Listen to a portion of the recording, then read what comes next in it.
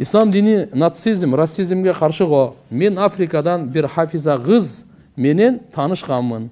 Ал мага турмушка чыгамын дейт. Билесиз да, үйдөгүлөр каршы. Эмне кылсам баары каршы. Мен жалгызмын. Ушундай баалуу белектен кол жуймунбу. Истигфар айтып жүрөм. Дайыма ушул кыз жашоомдо чыкты. Эмне кылсам? Мына мени кайра айтышат эле тиги. Эки бир тууган балдар үйлөнсө болобу? Мен айттым эле го, Африкадан алып алдым. Мына айткан уже келип атат.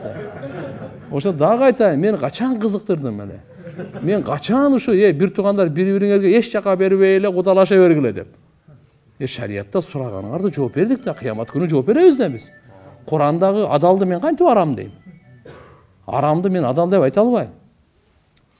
Адамды арамды адал деп, адалды арам. Имандан ажырап калат адам.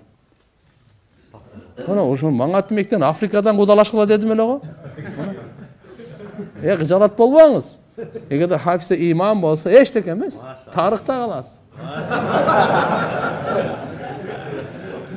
Туурабы?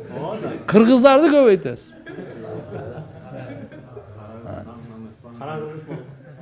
Кудайга шүгүр, жүрөгү кагы.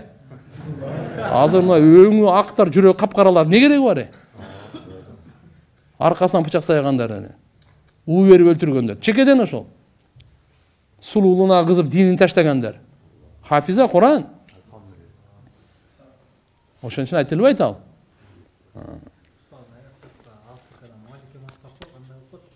Эчтеке болбойт. Мусулман.